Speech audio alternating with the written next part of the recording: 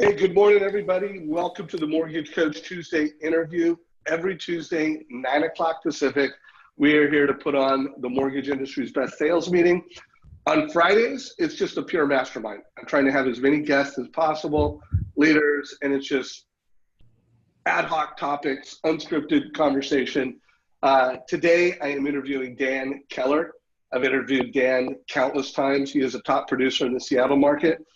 And I'm going to do this interview a little different, where we're going to talk about how did he go from 50 million to 70 million and then to 84 million. And do that in, like, last year was a down year for the industry. So it was a year where most companies, most loan officers did not have up years, yet Dan still had an up year. So we're gonna drill down on that.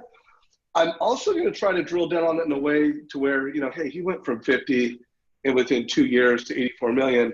Well, let's say you're doing 10 million. Let's try to bring that down to your level at 10 million. Let's say you're doing 20. Everybody on this call that wants to get to the next level, we're going to break it down for you. So with that said, Dan, welcome to the call, brother. Hey, thanks for having me, Dave. Good morning, mortgage coach community.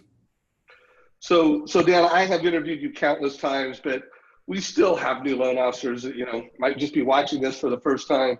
So real quick, break down what market you're in, a little bit about your practice, describe your team, and then let's talk about, what were the key concepts, and let's try to break it down to 3 things that really helped you, make a breakthrough. Yeah, so first off, just to make sure everyone gets value out of this, this is not, don't look at 80 million and say like, oh my God, I'm doing 20 million right now. This is not relevant. This call will be super relevant.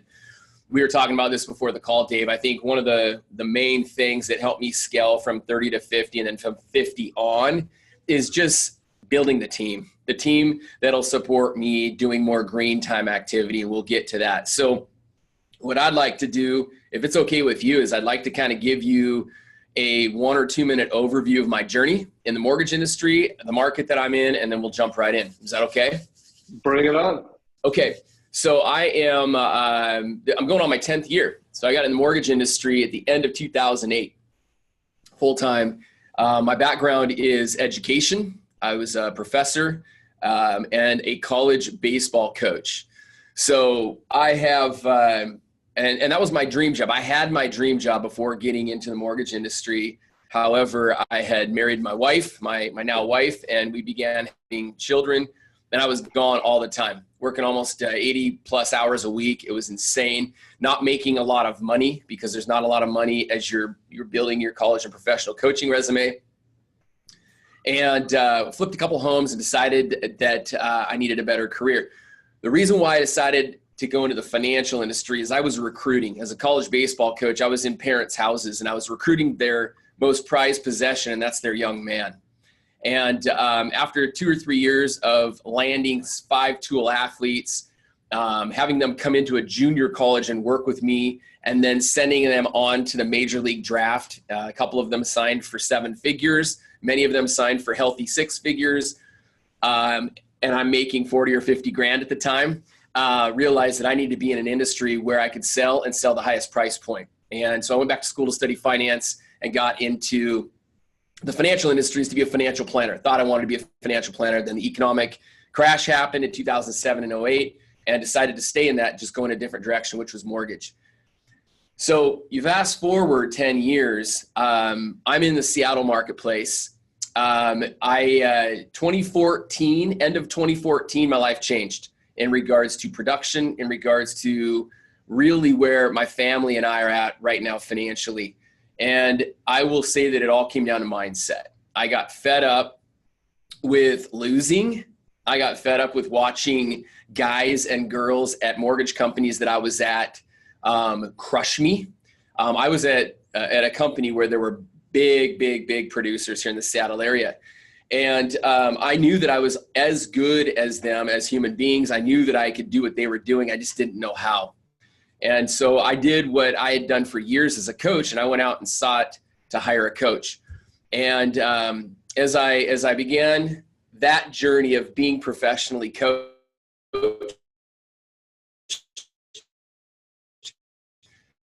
the biggest thing is that I needed to change my mindset around money, my mindset around business. And I needed to start with myself. I needed to fix myself. And so we're going to get into that in a minute. The first part of the call is going to be on mindset, but I'm up here in Seattle. My average loan amount is about $397,000. So I don't do all jumbo loans. That's a big myth that, hey, you're in Seattle, you're lucky, you do all the big loans. 397. We helped 217 families last year, and approximately that, and approximately $400,000 is my loan amount, my price point. So the purpose of today's call, Dave, is to kind of give you my journey. We're gonna hone in on the last 3 or 4 years. But I sat my first 2 years in the mortgage industry, I sat in the 10 to 15 to $18 million point. And then after my second year, was in the mid 20s in regards to millions. Third year, and I sat for 3 years. The first year I was at Sales Master, I think I did like 32 million. And that was 2013. So I had a hard time busting through that 30 million platform. And what we're going to talk about today, if you're there, it'll help you bust through that. If you're trying to get there, the information we'll cover today will help you get there. So I hope that was enough to kind of get us rolling in the right direction. Yeah, it was. So while we marketed this as, going from 50 to 70 and 70 to 84, there was a period of time where you were under 120 and you were Joe Hustler, you were a go-getter. And I know that because I knew you were a mortgage coach loan officer, and I knew a couple different managers you had back in those days. But it was, well, I'm only going to say what you told me. It's like, I didn't know anything. I mean, it was sloppy, it was just pure hustle. Yeah. That was getting to where you're at. So let's go back, we're going to get to the 50 to the 70. What flipped the switch when you went from, let's just say, winning on hustle, yeah, and being a go-getter to really becoming a professional mortgage professional? What flipped the switch, and what was the big change? It was, I think the big thing that occurred in 2014, 2015 was a mindset change. And it was a mindset change around, I saw, and I read books, and I'd gone to the conferences, and I knew that we needed to chase realtors. I knew that we needed to go after refi business, and I knew that we needed to prospect, but I wasn't committed to that process. I wasn't committed to really understanding what that meant, the why behind it and the how behind it. And then I think more so, Dave, when we were meeting the other day and I told you it was just a mess, dude, I got lucky for 3 or 4 years and made a healthy 6-figure income. Got lucky in the mortgage industry, meaning like I did not have a refined sales process. I did not know how to close a deal, not close a loan. I'm talking about close you on working with me. And, that was kind of the big turning point in 2015 is I understood that, I know how to make a phone call to a realtor, but how do I make a better phone call to a realtor? I know how to have a mortgage planning meeting with a client, but how do I have an incredible mortgage planning meeting with a client? And really all of that did by honing in on sales skills, it upped my conversion. And then today, we're going to get into this in a few minutes. Today, all of that work that I put in on understanding the sales process and closing, well, I'll tell you what, it's sure coming in handy today when there's a lot of pressure in this industry right now from discount brokers and online lenders and just competition up here in Seattle. It's super competitive. So I think that was the biggest thing that occurred to me. I don't know if you guys, I'm going to name drop a few people today. I think it'll be helpful for you guys. I don't know if you've heard of a sales trainer by the name of Grant Cardone. I came across him in 2014. I'm not lying. I'm not going to kid you, man. I was not looking for inspiration at that time. I was desperate. I was full on desperation. It was either I make this thing work or I'm going to get out of this industry and have to go back to baseball or do something different. And when I came across Grant Cardone and really understood the anatomy of a sales process, my mindset changed. When listening to guys like Grant and, guys like you, Dave, you're a product of who you surround yourself with. There's a saying out there, show me your friends and I'll show you your future. I started really understanding that in 2015, that the people that I used to hang out with, the people that I used to talk with, they weren't going to contribute to where I wanted to go and where I wanted to be. So I started to follow guys like Eric Thomas and Grant Cardone in sales. Nowadays, David Goggins, from a mindset standpoint, we're going to transition into mindset right now. I think it's people like that really get us thinking. In the mortgage industry and in the real estate space, you guys, we don't have trainers and coaches in our space that dig deep. I learned this a long time ago too. Think about this, and this is great to understand if you're meeting with realtors, you're meeting with clients. In life, there's really two bank accounts that we have. We have a financial bank account and we have an emotional bank account. And people go bankrupt every single day financially, and it's not because of their financial bank account. It's because of their emotional bank account. It's how they view themselves. It's how they look at the world. It's how they look at their life. It's what they do every single day emotionally. It's what they read. It's who they hang out with. And so once I started to get that through my mind, that, you and I had a great conversation around this the other day, Dave, around ego. Once I kicked my ego to the curb and realized that, hey, I'm going to lose, but it's okay. I'm going to learn from it and I'm going to move forward, and I'm not going to take it personal. The biggest shift that I've had in the last 2 years, Dave, is that I'm not afraid of anything when it comes to sales. Like, give me the name and number right now of a realtor in my market and I'll call them. I'm not afraid to make the call. I'm not afraid to call a top producing loan officer and say, hey, I'm looking for 2 animals in my office to go dominate a certain area. I want to have a conversation with you. I'm not afraid to make that call. 3 years ago, I was chicken shit to make that call. That's the big difference. Got it. So I heard a lot of different things. I heard ego is the enemy. I heard ownership, owning every outcome in your life is what it's all about. What else? Like, let's talk for just a few more minutes on mindset, because we've got another 45 minutes and we've got 3 core concepts. I really want to hit this mindset one, and everybody who's listening to this, mindset is something I'm going to talk a lot about throughout the entire year, because it is so important. While I'm Mr. Mortgage Coach, and I believe that every family needs to get a total cost analysis, and that is how you get the best conversion.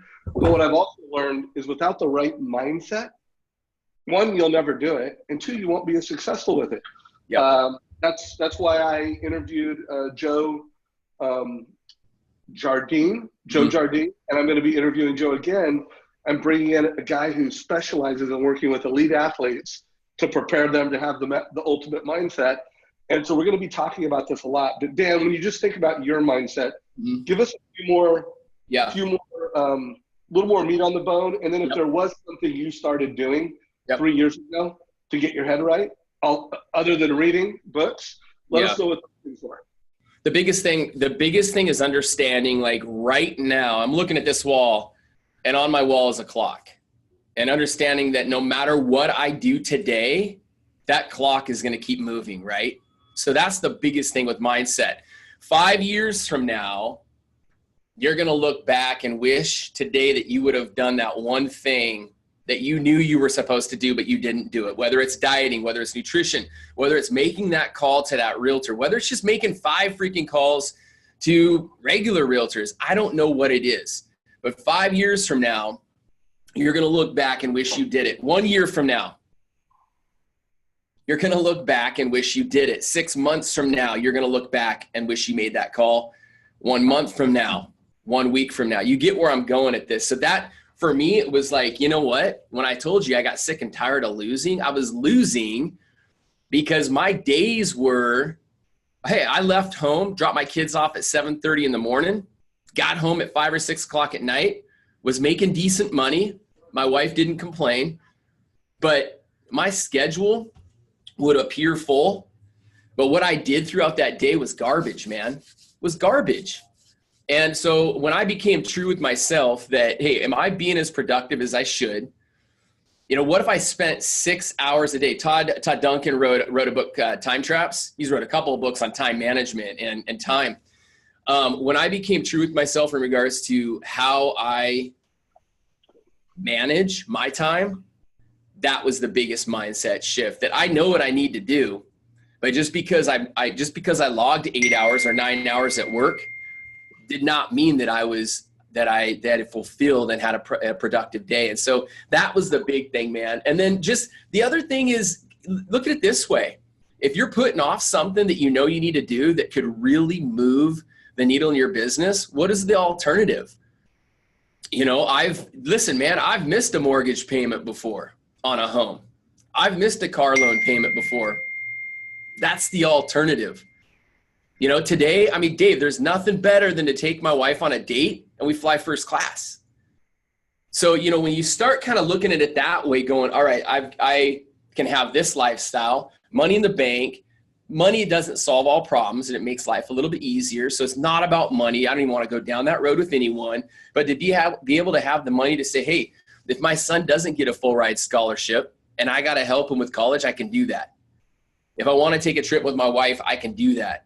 And so the way I look at it is, what's the alternative? Gary Vaynerchuk talks about this a lot. So here's the other thing. When you're following big people like you, like Gary Vaynerchuk, like Darren Hardy, like David Goggins, like Grant Cardone, like Eric Thomas, when you're following people like that, those guys have a ton of wisdom. When they talk, you listen.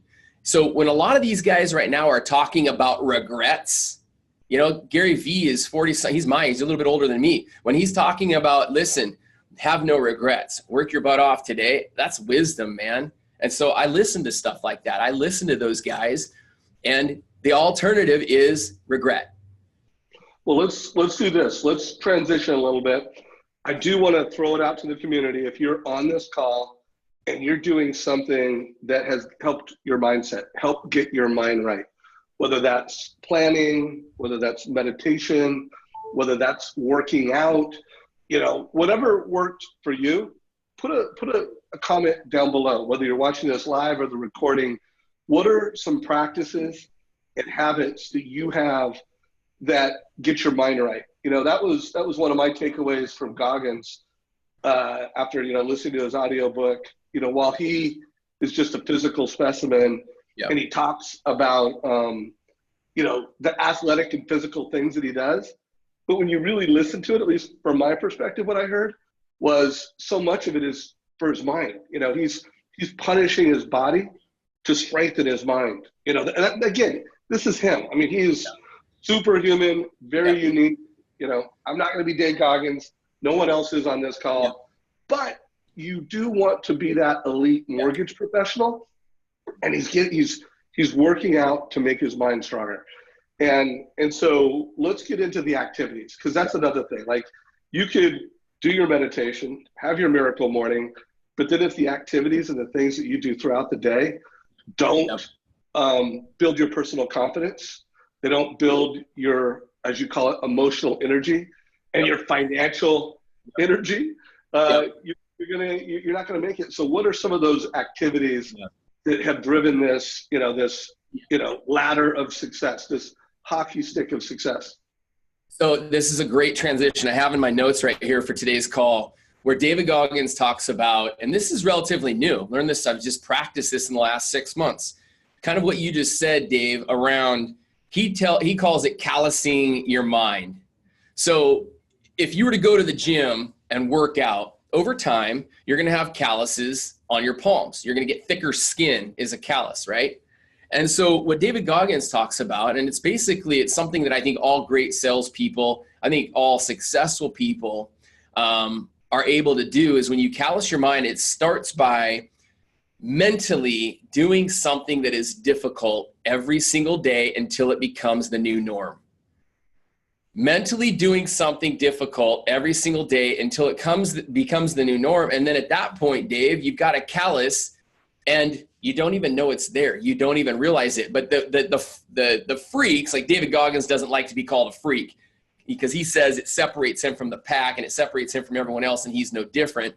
But the people like David Goggins, what they're able to do is they're able to callous their mind, create new norms, and then continue to go higher and achieve higher and greater results.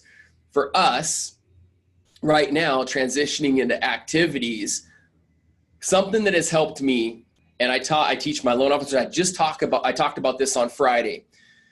Do something, and I've done this, and I'm teaching my loan officers to do this right now. Do something every single day that you don't want to do first thing in the morning.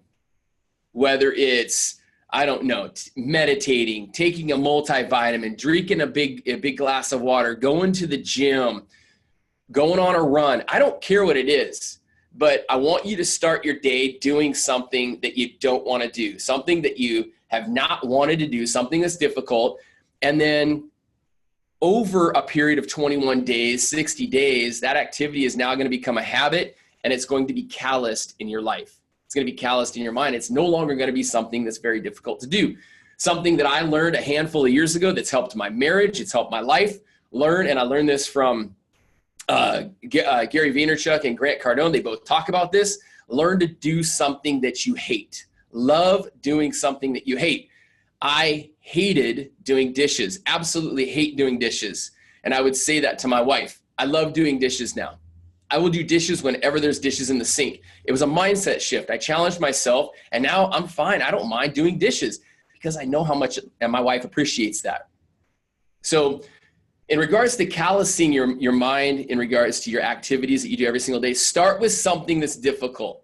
What I try to do every single morning, I have a theme day list next to my desk. Every single day, my coach tells me what I have to do. Monday, I call realtors. Tuesday, I make update calls. Wednesday, I call whales, top producing whales. I make 6 cold calls to whales that I want it, whether it's a builder, a top producing realtor, a big financial planner, a big account. I make 6 outbound cold calls every single Wednesday. So the list is next to my desk. I try to bang those out between 10 and 11 o'clock. So when I get in the office at 8:30 to 9:30, my team gets my time. We're getting ready for the day. By about 9:30 or 10, I'm onto that list. So mindset shift, 3 years ago, I was chicken. I did not want to make cold calls. I did not like calling realtors. What if I'm calling them too early? What if they hang up on me? I start my day with doing something like that now. I've learned this over the years too in regards to mindset shift, Dave. We get paid for the problems that we solve. We get paid for the difficult conversations that we have. The more difficult conversations we have, the more difficult problems we have, the more money we make. So start your day off with something that's difficult, master it, callous your mind, callous your body into doing that. Your work. Hey, real quick, before you go off that, I just want to make sure it doesn't get lost. And I made this note because, it's funny that you brought up doing your dishes for your wife, because that is something that I don't know that I exactly hate it, but I don't like it. But I know how happy my wife is when I do it, you know, and I like the way you took something that's not professional, calloused your mind around doing it, and then, you kicked it off with prospecting. And let's face it, I mean, when I've interviewed the best of the best of the best, and I've interviewed hundreds, actually thousands of the top 1%, that means loan officers closing over 100 loans a year, they all have calloused their mind to a certain degree to prospect consistently. So if you're listening to this and, you want to go to a new level, more than likely that's going to be on your list of you need to do more, and you do it more consistently, like every day of the week. And then I do want to give that takeaway to everyone. What are some things outside of work, like doing the dishes, doing the laundry, making your bed? What are some things that if you did those every day, they'd help prepare you and callous your mind to be better at your work? So comment down below any ideas, any suggestions. Keep it rolling, Dan. This is awesome. What are some other things that you do consistently to drive this success? You guys, and I'm going to wrap this mindset part up, but I want to go back to this. It doesn't matter if you're mentally tough and you're kicking ass at work. When you leave work, if you go home and your wife looks at you as a schmuck and she's resentful that you got to work all day long and go out and have realtor meetings and you had happy hour and you come home from having happy hour with a realtor and she's been home all day, the kids are crazy, there's dishes everywhere, the house is a mess. That's like one of the big mindset shifts for me, is understanding that I want to be the guy at home too.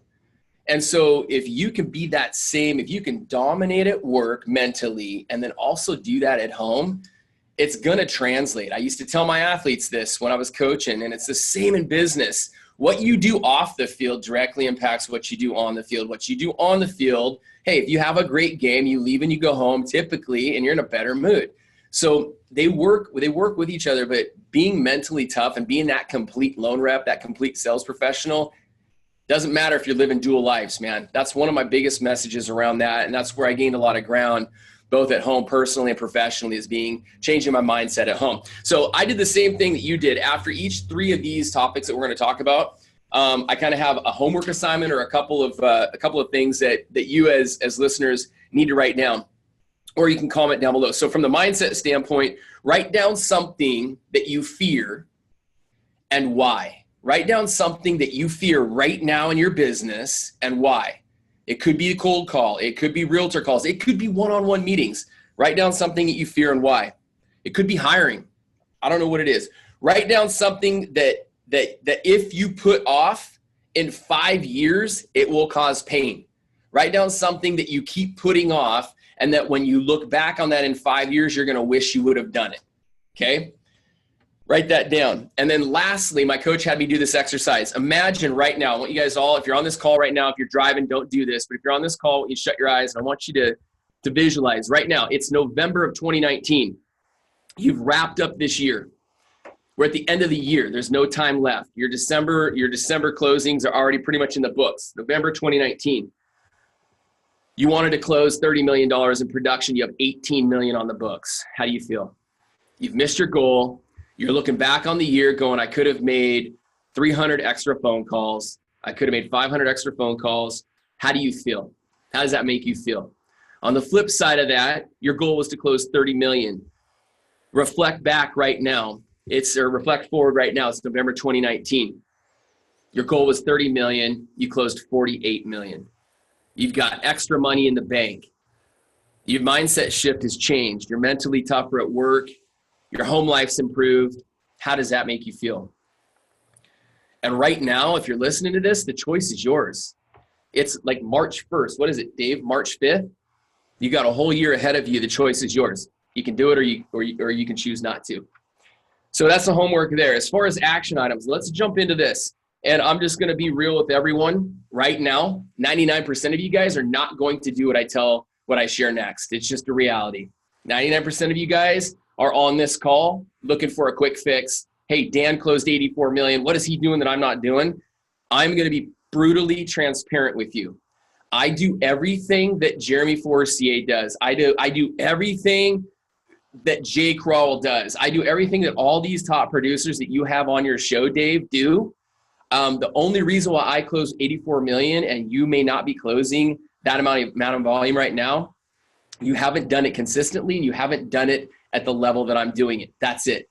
There's no secret sauce. There is nothing that I'm doing. What we should do is we should take kind of like a greatest hits and look at all your coaching calls, and we talk on prospecting, what everyone's doing on prospecting. We're doing the same thing. Now, with the exception of a couple of things I'm going to talk about in regards to video, some things that I might do a little differently or might do a little bit more of with video and social media. We'll talk about that. But outside of that, listen, I make more phone calls than someone that closes $50 million a year in production, period. That's it. I prospect more. That's the name of the game. The other thing is I take better care of my people and I get more referrals. Those are the 2 big things, Dave. There's no secret sauce.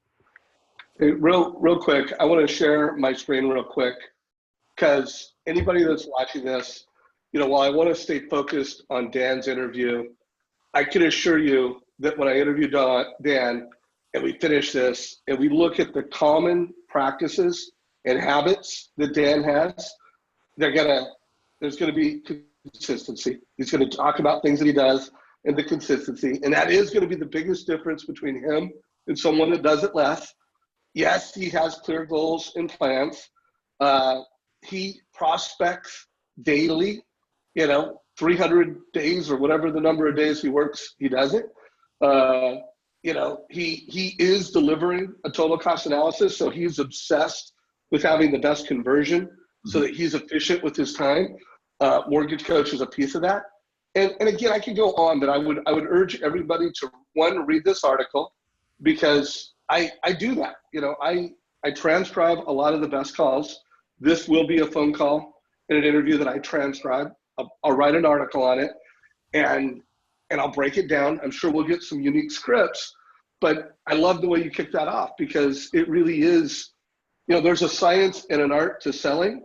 Yeah. And the science is just the numbers and the consistency. So yeah, let's rip. Let's unpack your activities. Okay. So the big activities that I do, probably from a prospecting standpoint, let's talk about prospecting first.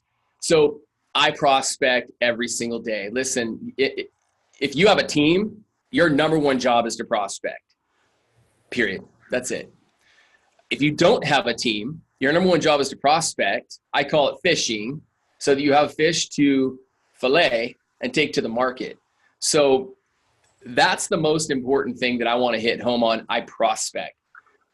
Again, going back to mindset, I don't fear any phone call. I don't fear any conversation. So when it comes to prospecting, it's not emotional. It's tactical. It's a process. I read a quote the other day that said, life is a journey. That's complete bullshit. Life is a process. If life was a journey, we'd all have a map and we'd all have an end destination. We don't. I mean, I could be gone tomorrow, right? Life is a process. The people that understand that life is a process, we show up every single day. We know what we need to do. We work the process. And at the end, however we work that process determines our results. And so what I do I literally show up on my desk every single morning.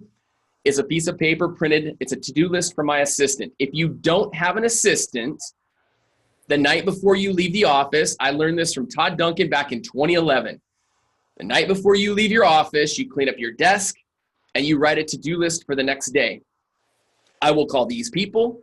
I will research these people to call, whatever. Where I'm at in my business right now, I have the list already made. So on Mondays, there's a list of 53 realtors that I will call on Monday to check in, either to check in or to meet with or to invite them to an event. So when you call realtors, you call for 3 reasons. You call them to check in to see how things are going. That's where you're maintaining a relationship.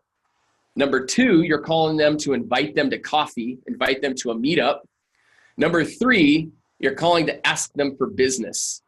So the call where I would call a realtor to ask them for business is someone that I've met with. We've done 1 or 2 deals together, maybe no deals together, but we've met. And I'm literally calling them just to check in to say, hey, listen, I want to help you grow your business. Is there anything that I can do right now? Is there anything that you're working on right now that I can help you with so that we can go out and generate some business together? Well, I'm doing an open house this weekend. Awesome. Give me the address. Let me put together some open house flyers for you. I will be there with you. So you're going to invite them to an event. You're going to check in or you're going to ask for business. That's all I do on Mondays. On Tuesdays, and guys, this is what's moved the needle in regards to prospecting for me. Every single Tuesday, I book out 3 hours. Sometimes it takes me about 2, but I book out 3 hours to call every single buyer's agent, every single listing agent, and every single borrower that we're doing a transaction with. Now, I have my LP, my loan partner, most of the time call my borrowers right now. I'm calling every single listing agent, and I'm calling every single buyer's agent on every deal we're doing every single Tuesday. Here's some nuggets that you can take down right now. If you're listening to this and you're calling a listing agent, never leave a voicemail update. Never leave a voicemail update. So I've learned over the last 2 years how to make a phone call. There's 2 reasons to make a phone call. 1, if you're a listing agent, I'm calling you for a Tuesday update. Hey, John, this is Dan Keller over at Guild Mortgage. I'm managing the financing on your listing on 123 Main Street. I need you to call me back. My number is 425-350-7136. Is that listing agent going to call you back? Absolutely. Now, there's nothing, I really don't have anything negative to talk to them about. I want to give them an update, but I want to talk to them. See, that's where people miss it with prospecting, Dave, is they're not proactively going after business. I want to have that conversation with that listing agent so I can get to know them. So I can ask questions like this. Hey, is there anything that I need to know about pertaining to the property or your sellers that will impact the closing of this transaction? 9 times out of 10, they're like, what are you talking about? I don't know. Is there a power of attorney that might be needed? Are your sellers going out of town? Is there anything that we can do as a lender to accommodate their schedule? And when you say stuff like that, listing agents are like, holy crud, I've never had a loan officer, one, update me every single Tuesday, two, have those kind of conversations with me. So the other the other voicemail that I'll leave is, hey, John, this is Dan Keller over at Guild Mortgage. No need to call me back. So that's more of an update call maybe to my agents. I just wanted to let you know it's Tuesday. It's time to get you a really good update. And so I really don't want them necessarily or need them call me back. If they do, they do. Loving it. So folks, I love the notes that are being taken place. Everyone who is taking quotes, providing color around what they do, great job. This is what makes the mortgage coach community awesome. So thank you for that. If you do have questions for Dan, we've got another 23 minutes. I will have time to ask him questions. So post any questions you have. So what are some other high value activities that you're doing that drive your success and improve your mindset? Like, let's think about that. Like, prospecting is obviously top of the mountain. Like, if you don't have leads, if you don't have relationships, if you don't talk to a lot of people, you just can't get to that next level. Yep. But what are some other high value activities that do both close business and improve mindset? What else? So the big thing with mindset is on Wednesdays, I call 6 whales. I call 6 big, either builders, big realtors, financial planners, 6 big people in the market. And that's really big on mindset. It helps. Just getting over the call reluctance is really big there. And that's kind of how I'll transition off of realtors. You guys, I'm heavy realtor based. Right now, realtors are confused. Their numbers are down. My numbers are up. We just closed out February, had a record February. I think we pushed 8 million, a little over 8 million in production, 21 families helped. March, we have over 8 million on the books. It's supposed to be a down market right now, you guys. We're up. So what I'm doing is I'm just staying positive to realtors when we talk to them. I'm asking realtors, what are they working on? If I've already met with them, hey, what's something big you're working on right now? How are you? How's business right now? And when they go down the negative road, if they say, I met a realtor in the parking lot this morning, and he had mentioned that this first quarter was slow. And I said, hey, I got to run upstairs to get on a call with Dave Savage, but let's talk about that. Let's talk about why it's slow. So I'm going to close on this. Learn to ask better questions. We're not asking good enough questions to realtors. Listing agents, when they're like, hey, this is incredible, Dan. Thank you for the updates. Wow. Don't go, thank you. Say, hey, I'm confused. Your lender isn't doing this for you right now? No, they're not. Ask better questions. So that's something too over the last few years that I've learned to not just say thank you and stop. Ask better questions, open-ended questions. I can go on a total separate call. I have a listing agent strategy, Dave. It's incredible. But let's not, we did Scriptapalooza. We've done so many script calls. If we have time at the end, let's do it. I want to make sure we unpack the activities. We unpack the leadership, which is another third thing. And then if we have time, we can get into the tactical weeds. Okay. So the thing that I did last year, $9.3 million is the amount of business that I referred realtors. So I try to tell people that I'm consumer direct. And so I host a minimum of 2 lunch and learns every single month for realtors and 2 homebuyer classes every single month for homebuyers. And then I create content. So between the homebuyer classes and content that I create, I'm generating business. I'm making calls to past clients. So on Thursdays, I'm calling my favorite past clients. When I call my past clients, I'm asking, do they have any friends or coworkers that they know of right now that are thinking about making a move this year? And if they do, I ask them to introduce me to them. And if I can intercept them before they have a conversation with a realtor where they asked a coworker who they used to buy their house, I want to do that. Last year, $9.3 million we referred out to agents. That's valuable. So if you're going and you're having conversations with realtors, or if you're working with realtors and you're able to refer them business, that's really big. So I would encourage you, if you're listening, figure out a way to go consumer direct. You can go consumer direct by hosting monthly homebuyer classes. You can go consumer direct by using social media with videos and with education. I think most of the time I follow a ton of realtors. I follow a ton of loan officers on social media, and it's a joke. There's no one teaches realtors and lenders how to market, especially on social media. And if you had a strategy around every single post you made on social media, you'd be amazed that people would be attracted to you. And so I use social media to educate and inform. I don't use it to sell or to pitch, but I'm constantly educating. And by default, I'm the mortgage guy that they call or they private message when someone that they know needs help. So guys, so prospecting, building personal brand, and being a media player. And Dan is doing everything he can. He's, the host of American Dream. He's creating weekly content. He's telling stories. And the magic of that is not only is he getting leads and loans, but he's getting confidence. He's fueling that emotional confidence. And when you create content, that means you had to read and learn, and then you had to repeat it back to your audience in a way that you're now the leader. So all of this is just creating this psychic energy that's building your confidence, it's building your success, and of course, it's generating leads and loans. What else? What's another high-level tactic activity?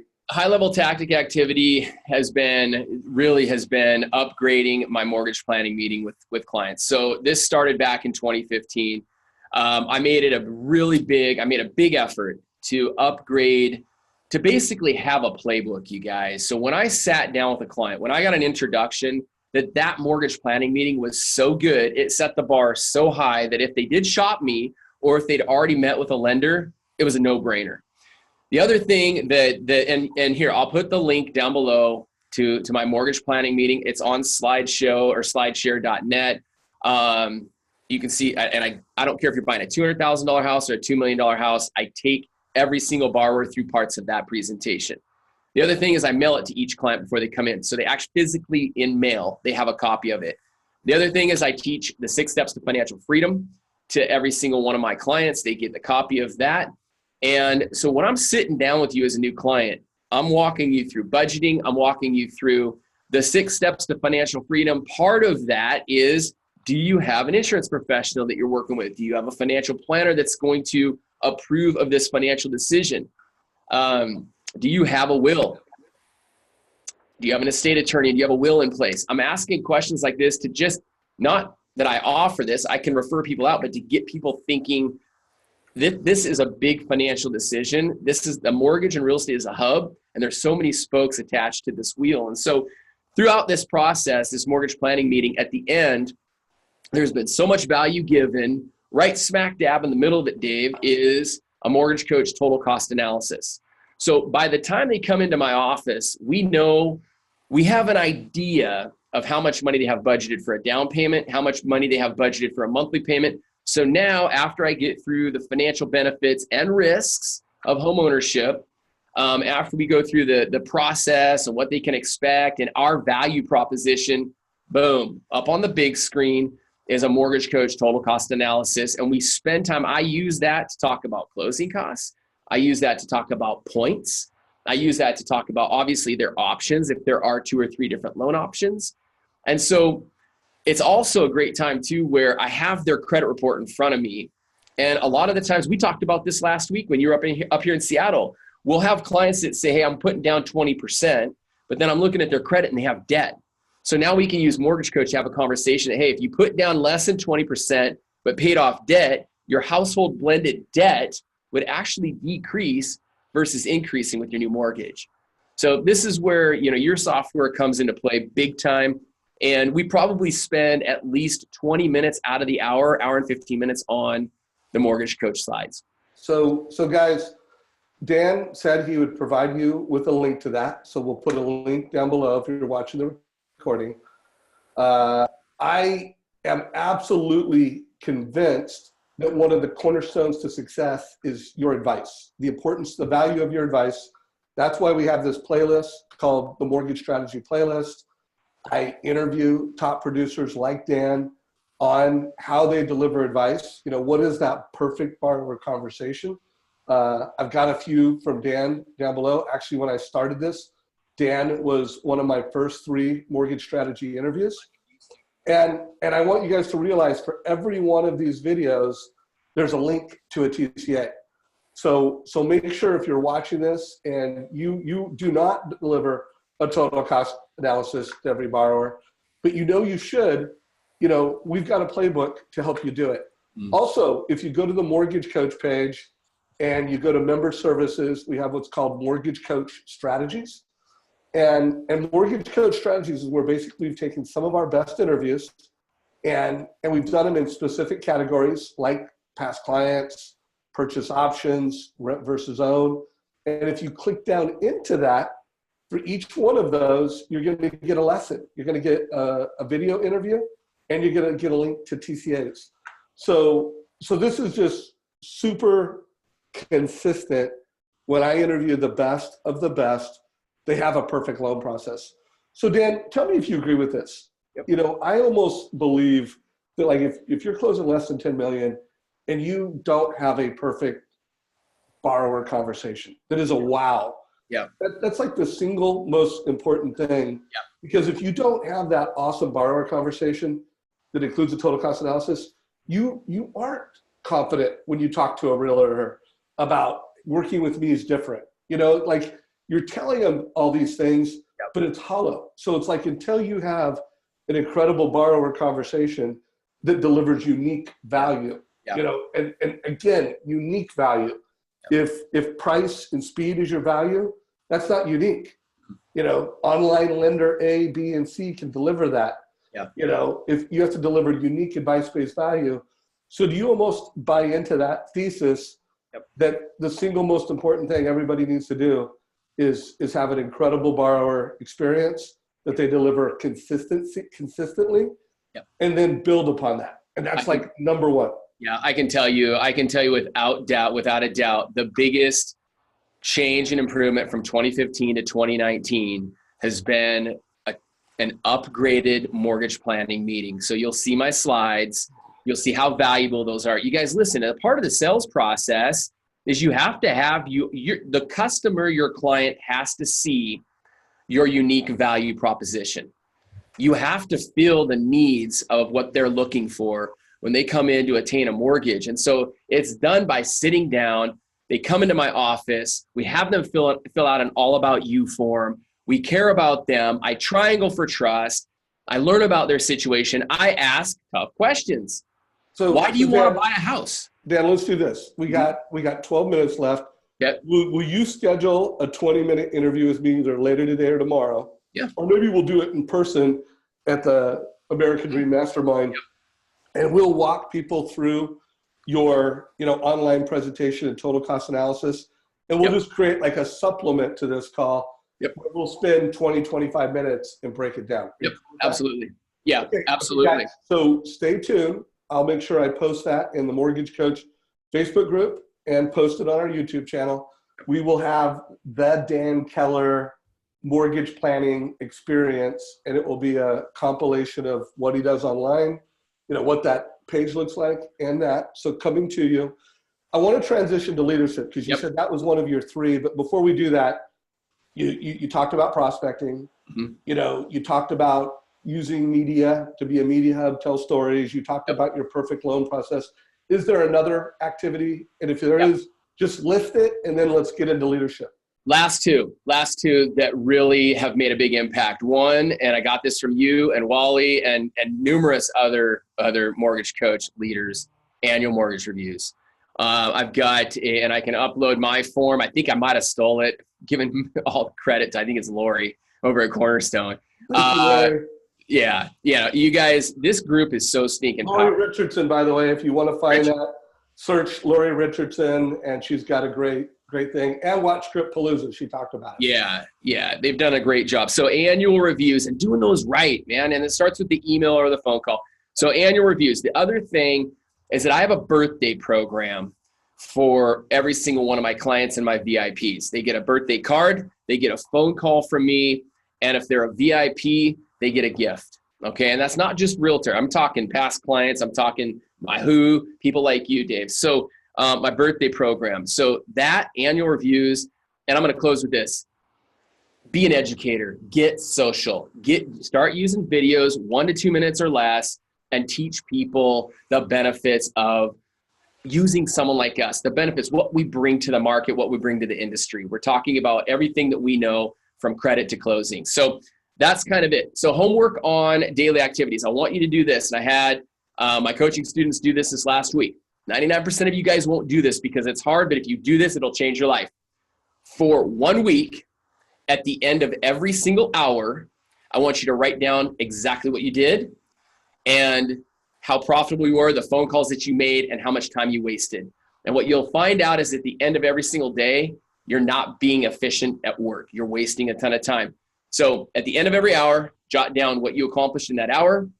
And what you'll find out, congruent with what Todd Duncan's written about and what other people that have talked about time management have talked about, is that you're not efficient enough. Double down on that, and your life will change. So lastly,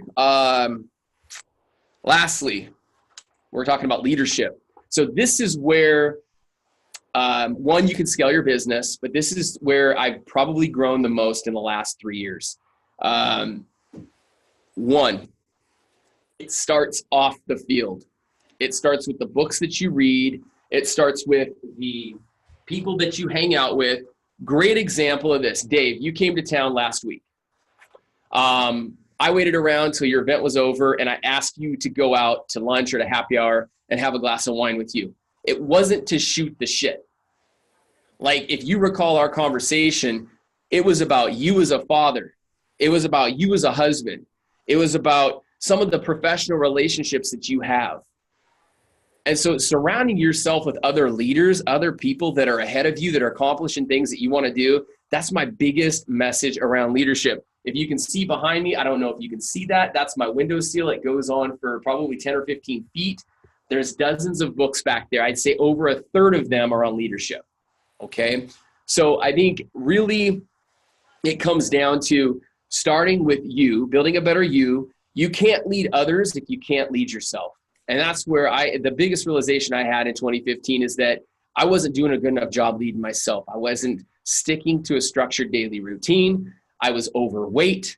I just wasn't doing things that I knew I should be doing in my life in regards to leading myself properly so that I could lead my kids, my family, and my team and my business. And so it starts with that.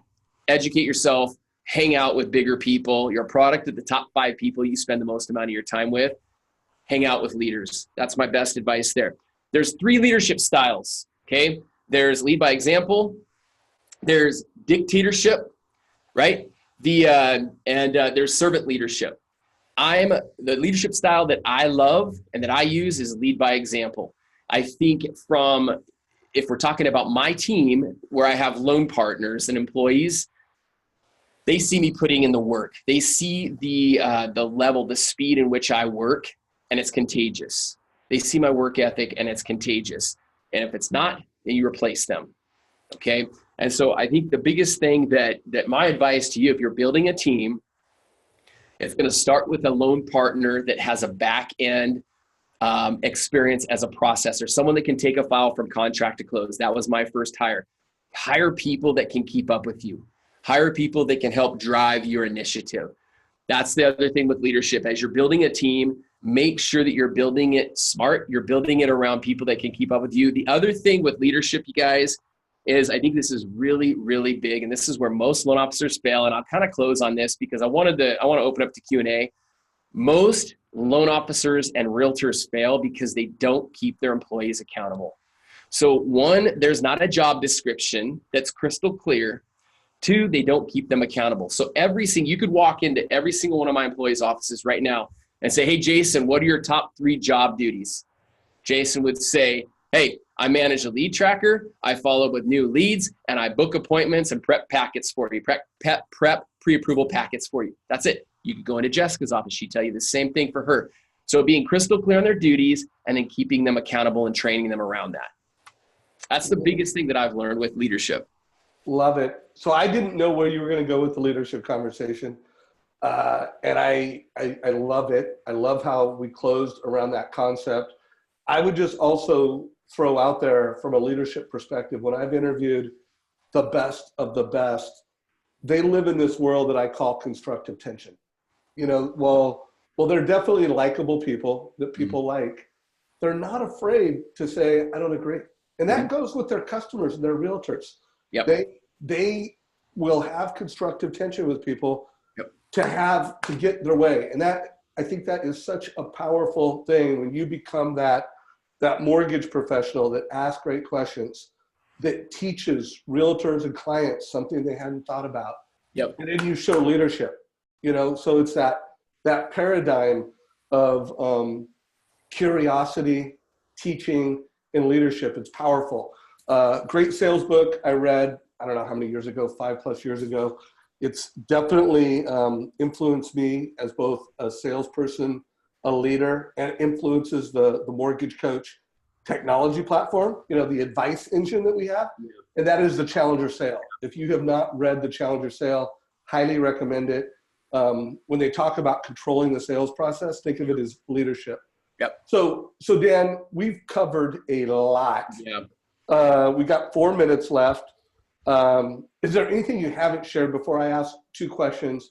Anything that you really wanted to get out today, just scanning your notes, that you want to make sure you get to everybody? I think so I want some homework in regards to leadership, some things that you can take away. Would you ask yourself this question? Would you follow yourself?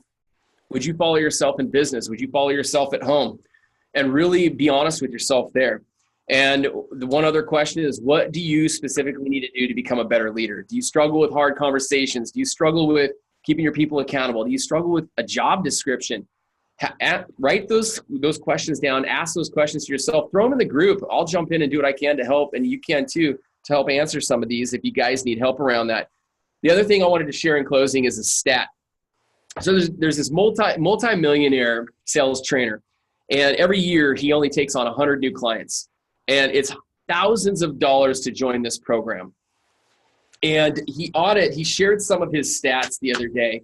So these people, and it's much like the Navy SEALs when they go through Navy SEAL training, that of the 100 people that join his group, thousands of dollars on a wait list to join, 90% of the group only did 10% of what they were taught. They failed. 10% of the group did 80% of what they were taught. They were average. 1% of the group did 100% of what they were taught, and they went on to be multimillionaires. And so it's just that stat. You guys, listen, I will close with this. Those stats are no different in our industry. Like if you do some of the things that we talked about today, you will stand out. You will be an outlier. There is nothing that I'm doing any different from any of the other top producers that Dave's interviewed. I just do things consistently, and I get really good at them. It's that easy. It's so crazy how simple it is, Dave. Love this. Guys, so in this last minute, I want to push everybody to be more active in the Mortgage Coach Facebook group. So this is our Facebook group. If you have not already opted in, opt in. If you have a question for Dan, post it in either the live chat that we had. Pretty cool to see that we had 30 people live. We had hundreds of people in Zoom, and I'm sure this will have over 500 views. So we're here to help you be the best. Mortgage Coach is all about the best helping the best. That's why I do these interviews. I want to remind everybody that we've got this amazing YouTube channel. When you watch the interviews, take notes, schedule action items. We had over 2,000 people watching Scriptpalooza live. We've already had 830 some odd views, more than 100 views a day. So I am working hard to get the transcripts released and some of the sales tools that were mentioned from Scriptpalooza. Those will be available in our group any day now, so stay tuned on that. I'm going to close with a couple thoughts. First of all, be active in this community, and follow through with the things that you set for yourself. If you're on this call and you're like, oh, I know I'm supposed to be doing the total cost analysis and delivering that to each and every family, and you haven't even done 10 yet, schedule a time to get it done. If you are not prospecting consistently, schedule it.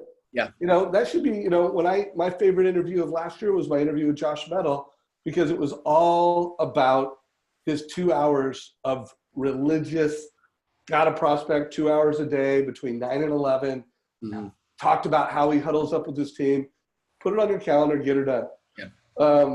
So Dan, this call is a wrap. Everybody on this call, if you got value from it, give us a like in the channel that you're watching us, whether it's Facebook, whether it's YouTube, like it, share it with your mortgage friends. I do believe this is one of those calls that if you're a branch manager or you lead a group of loan officers, I would just schedule a sales meeting around this thing and break down the things that Dan's talking about, mindset, his 5 key activities.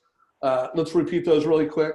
The 5 activities were prospecting, marketing, perfect loan process with a total cost analysis, annual reviews. Homebuyer classes, consumer direct, guys. Consumer direct. And then he's got a birthday program. Did I get that? Those were the 5 core activities? Yep. And around all of those, as much video, as much content and creation, putting it on social as you can do. Get your message out there. It's crazy how many people reach out to you. All right, guys. This call is a wrap. Dan Keller, appreciate you, my brother. Buddy. I look forward to seeing you in San Diego and tomorrow. See you soon, brother. Yep.